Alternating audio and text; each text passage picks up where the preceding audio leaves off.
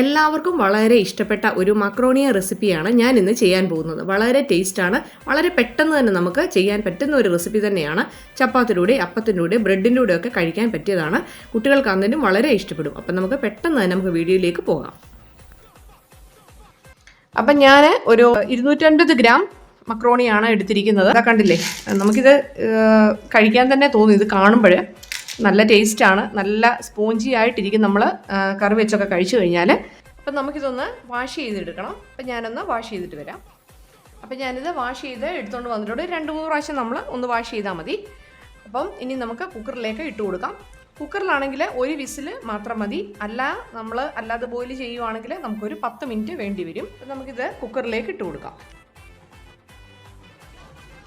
ഇനി നമുക്ക് ഇതിന് നിരപ്പിന് നമുക്ക് വെള്ളം ഒഴിച്ചു കൊടുക്കാം. വെള്ളം കുറഞ്ഞു പോകല്ലേ. നമുക്ക് അത്യാവശ്യം നന്നായിട്ടൊന്ന് വെന്ത് കിട്ടണം. ഇതിലേക്ക് നമുക്ക് ആവശ്യത്തിനുള്ള ഉപ്പും കൂടെ ചേർക്കാം. ഇനിയിപ്പോൾ ഇത് നന്നായിട്ടൊന്ന് മിക്സ് ചെയ്യാം. ഇനി നമുക്കിത് മൂടി വെച്ചൊന്ന് അടച്ചു കൊടുക്കാം. ഇപ്പോൾ ഒരു വിസിൽ വന്നാൽ മതി.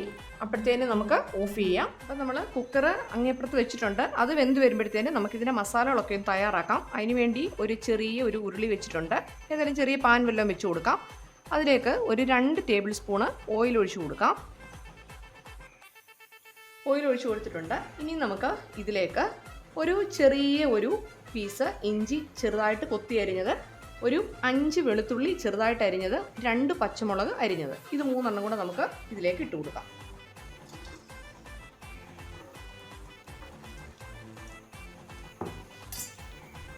നന്നായിട്ടൊന്ന് ഇളക്കി കൊടുക്കാം.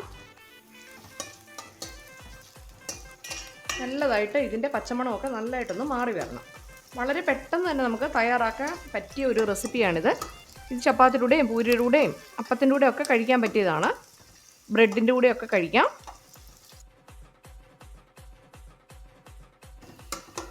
വെളുത്തുള്ളി ഇഞ്ചി നന്നായിട്ടൊന്ന് മൂത്ത് വരണം കേട്ടോ. അത് കഴിഞ്ഞിട്ട് നമുക്ക് ബാക്കി സാധനങ്ങൾ ഇട്ട് കൊടുക്കാവൂ. അങ്ങേപ്പുറത്ത് നമ്മുടെ കുക്കറിനകത്ത് ഒരു വിസിലൊക്കെ ഇങ്ങനെ റെഡി ആയിട്ട് വരുന്നുണ്ട്. ഒരു വിസിൽ വന്നാൽ ഉടനെ നമുക്ക് സ്റ്റൗ ഓഫ് ചെയ്യാവുന്നതാണ്. ഇപ്പം നമ്മുടെ വെളുത്തുള്ളി ഇഞ്ചിയൊക്കെ നന്നായിട്ടൊന്ന് മൂത്ത് വന്നിട്ടുണ്ട്. അതിനുശേഷം ഞാനൊരു 3 സവാള ചെറുതായിട്ട് അരിഞ്ഞത് എടുത്തിട്ടുണ്ട്. അത് നമുക്ക് ഇട്ട് കൊടുക്കാം. പിന്നെ ക്യാപ്സിക്കം തക്കാളിയൊക്കെ ഞാൻ എടുത്തിട്ടുണ്ട്, അതിപ്പോൾ ഇടുന്നില്ല. സവാള നമുക്ക് ഇട്ട് കൊടുക്കാം. ചെറുതായിട്ട് അരിഞ്ഞതാണേ, അപ്പോൾ പെട്ടെന്ന് നമുക്ക് മൂത്ത് കിട്ടും.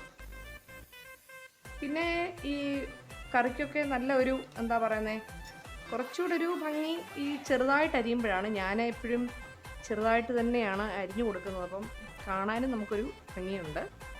കണ്ടോ, കുത്തി അരിഞ്ഞേക്കുവാണ്. ഇനി ഉള്ളി നന്നായിട്ട് ഇനിയും വഴന്ന് വരണം. നമുക്കിതിലേക്ക് ഒരല്പം മഞ്ഞൾ പൊടി ഇട്ട് കൊടുക്കാം, 1/4 സ്പൂൺ. ഇതിനോടൊപ്പം തന്നെ ഇതിനാവശ്യമായിട്ടുള്ള ഉപ്പും കൂടെ ചേർത്ത് കൊടുക്കാം. ഉപ്പ് ഉള്ളി വഴറ്റുമ്പോൾ നമ്മൾ ഉപ്പ് ചേർത്ത് കൊടുക്കുവാണെങ്കിൽ പെട്ടെന്ന് നമുക്കൊന്ന് വഴന്ന് കിട്ടും.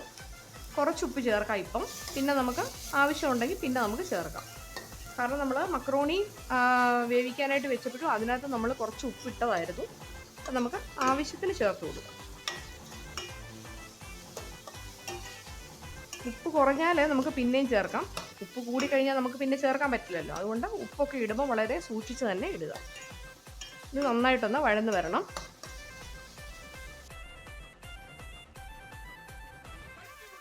ഉള്ളി ഇപ്പം നന്നായിട്ടൊന്ന് വഴന്ന് വന്നിട്ടുണ്ട്. ബ്രൗൺ കളർ ആകാനൊന്നും വെയിറ്റ് ചെയ്യേണ്ട, നന്നായിട്ടൊന്ന് വഴന്ന് കിട്ടിയാൽ മതി.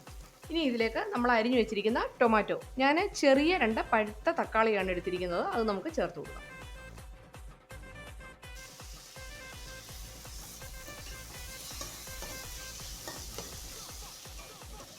തക്കാളി നമ്മൾ എപ്പോഴും ചേർക്കുമ്പോൾ ഉള്ളി നന്നായിട്ട് വഴന്നതിന് ശേഷമേ ചേർക്കാവൂ. തക്കാളി ചേർത്ത് കഴിഞ്ഞാൽ പിന്നെ ഉള്ളിയുടെ എന്താ പറയുന്നത്, പിന്നെ അത് മൂക്കാനായിട്ട് പ്രയാസം ഉണ്ടാവും. അതുകൊണ്ട് ഉള്ളി നന്നായിട്ട് വഴന്നതിന് ശേഷം മാത്രമേ തക്കാളി ഇടാവൂ. അത് നമ്മൾ ഏത് കറി ചെയ്യുവാണെങ്കിലും അങ്ങനെ തന്നെ ചെയ്യാവൂ. അപ്പോൾ ഇനി തക്കാളി ഇട്ട് കൊടുത്തിട്ടുണ്ട്. ഇനി നമുക്ക് ഇതും കൂടെ നന്നായിട്ടിട്ടൊന്ന് വഴറ്റി കൊടുക്കാം. തക്കാളി ഇപ്പോൾ ഒന്ന് വെന്ത് വന്നിട്ടുണ്ട്. ഇനി നമുക്ക് അരിഞ്ഞു വെച്ചിരിക്കുന്ന ക്യാരറ്റ് ഇട്ട് കൊടുക്കാം. അത്യാവശ്യം വലുപ്പമുള്ള ഒരു ക്യാരറ്റാണ് ഞാൻ എടുത്തിരിക്കുന്നത്. അതും ചെറുതായിട്ട് അരിഞ്ഞതാണ്, അതും കൂടി ഇട്ട് കൊടുക്കാം. പെട്ടെന്ന് നമുക്ക് വെന്ത് കിട്ടും. ഒരുപാടങ്ങ് വെന്ത് കുഴയൊന്നും വേണ്ട.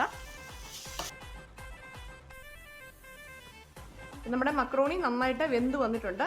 ഇത് നമുക്ക് ഒരു അരിപ്പയിലോട്ടെടുത്ത് മാറ്റി വെക്കാം. ക്യാരറ്റൊക്കെ നന്നായിട്ടൊന്ന് വഴന്ന് നല്ലതായിട്ട് വന്നിട്ടുണ്ട്. ഇനി നമുക്ക് ക്യാപ്സിക്കം കൂടെ ഇട്ട് കൊടുക്കാം.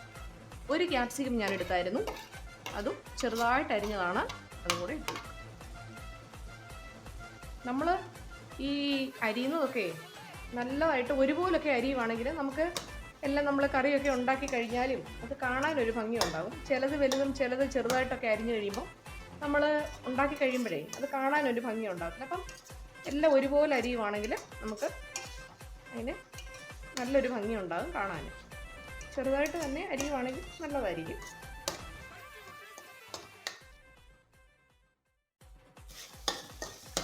നന്നായിട്ടൊന്ന് വഴറ്റിയെടുക്കണം. ക്യാപ്സിക്കം ഒന്നും അധികം വേഗമൊന്നും വേണ്ട, ക്യാരറ്റ് ആണെങ്കിലും അധികം കുക്കാവൊന്നും വേണ്ട.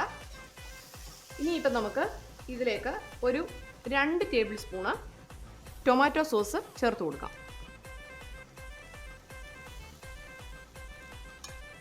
പിന്നെ നമുക്കിതിലേക്ക് 2 ടേബിൾ സ്പൂണ് ചില്ലി സോസ് കൂടെ ചേർക്കാം. ഇത് ഒന്ന് ഇളക്കി കൊടുക്കാം. സോസ് ഒഴിച്ച് കഴിഞ്ഞിട്ട് കുറച്ച് നമ്മളൊന്ന് തീ കൂട്ടി വെക്കാമേ. സോസ് പെട്ടെന്നൊന്ന് മിക്സായി കിട്ടും.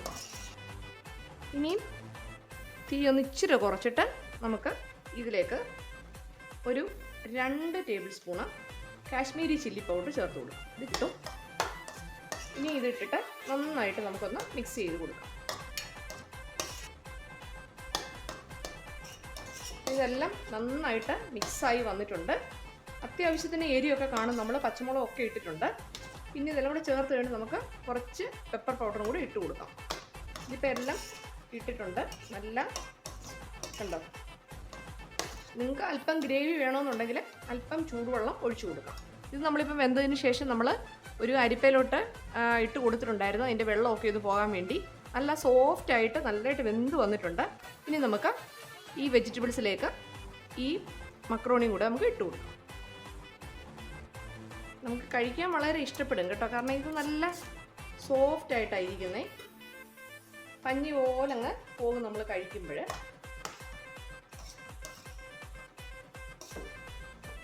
നമുക്ക് നന്നായിട്ട് ഇനിയൊന്ന് ഇളക്കി യോജിപ്പിക്കണം. മക്രോണിയിലെല്ലാം ഇനി മസാലയെല്ലാം ഒന്ന് പിടിക്കുന്നിടം വരെ നമ്മൾ നന്നായിട്ടൊന്ന് ഇളക്കണം. ഈ സമയത്ത് ഉപ്പൊക്കെ ഒന്ന് നോക്കാം. നന്നായിട്ട് ഇളക്കിയതിന് ശേഷം ഉപ്പൊക്കെ നോക്കണേ. എനിക്കൊരു ഇച്ചിരി ഉപ്പ് കുറവുണ്ട്, ഒരല്പം ഉപ്പ് കൂടെ ചേർത്ത് കൊടുക്കാം. ഉപ്പുണ്ടെങ്കിലേ നമുക്ക് കറിക്കൊക്കെ ആ ഒരു ടേസ്റ്റ് നമുക്ക് അറിയാനായിട്ട് പറ്റത്തുള്ളൂ. ഇപ്പം മീഡിയം ഫ്ലെയിമിൽ വേണം വെക്കാൻ, അല്ലെങ്കിൽ സിമ്മേ നമുക്ക് വെക്കാം കേട്ടോ. ഒട്ടും ഗ്രേവി ഇല്ലാത്തതുകൊണ്ടേ. ഇനി നമുക്കിതിലേക്ക് എനിക്ക് അത്യാവശ്യത്തിന് എരിയൊക്കെ ഉണ്ട്. ഞാനെന്നാലും ഒരല്പം പെപ്പർ പൗഡറും കൂടെ ഇട്ട് കൊടുക്കുന്നുണ്ട്.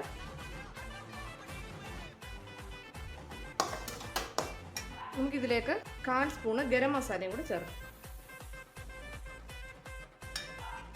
ഇതുകൂടെ ചേർത്ത് നന്നായിട്ട് നമുക്കൊന്ന് ഇളക്കി കൊടുക്കാം. ഇനി നമുക്ക് അവസാനമായിട്ട് അല്പം മല്ലിയിലയും കൂടെ ചേർത്ത് കൊടുക്കണം. അപ്പം നമ്മുടെ മക്രോണി ഇവിടെ റെഡി ആയിട്ടുണ്ട്. വളരെ ടേസ്റ്റി ആയിട്ടുള്ള ഒരു സംഭവമാണ്. വളരെ പെട്ടെന്ന് തന്നെ നമുക്ക് ഉണ്ടാക്കാനും പറ്റും. ഇതേ കണ്ടോ, അപ്പോൾ ഈ ജോലിക്കൊക്കെ പോകുന്നവർക്കൊക്കെ വളരെ പെട്ടെന്ന് നമുക്ക് തയ്യാറാക്കാൻ പറ്റിയതാണ്. കാരണം ഇത് വേകാനൊന്നും വലിയ താമസമൊന്നുമില്ല. ഉള്ളിയും നമ്മൾ ഇടുന്ന വെജിറ്റബിൾസിനൊക്കെ ഒന്ന് കുക്കായി വരുന്ന താമസം മാത്രമേ ഉള്ളൂ. അപ്പോൾ ഇത് നിങ്ങൾക്ക് വേണമെങ്കിൽ ഇത് കുക്കറിൽ വേണമെങ്കിലും ചെയ്യാം. അതപ്പം ഇതിനെക്കാട്ടിലും എളുപ്പമാവും. എല്ലാം കൂടെ ഒന്ന് വഴറ്റി കുക്കറിലിട്ട് 1-2 വിസിൽ അടുപ്പിച്ച് കഴിഞ്ഞാൽ വളരെ പെട്ടെന്നാവും കേട്ടോ. അപ്പം ഒന്നിച്ചിടുവല്ല, വേറെ വേറെ സെപ്പറേറ്റ് ചെയ്തിട്ട്.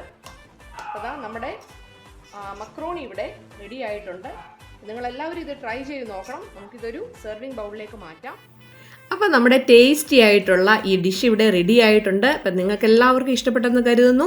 വളരെ ടേസ്റ്റാണ്. വളരെ പെട്ടെന്ന് തന്നെ നമ്മൾ ഈ റെസിപ്പി ഉണ്ടാക്കി കഴിഞ്ഞല്ലോ അല്ലേ, നിങ്ങൾ കണ്ടല്ലോ. നിങ്ങൾക്ക് ഇഷ്ടപ്പെട്ടെങ്കിൽ ലൈക്ക് ചെയ്യാനും ഷെയർ ചെയ്യാനും സബ്സ്ക്രൈബ് ചെയ്യാനും മറക്കല്ല. നിങ്ങളുടെ ഫ്രണ്ട്സിനൊക്കെ ഒന്ന് ഷെയർ ചെയ്ത് കൊടുക്കണം. അപ്പം നമുക്ക് വീണ്ടും പുതിയൊരു അടിപൊളി വീഡിയോയുമായിട്ട് വരുന്നത് വരെ ബൈ ബൈ.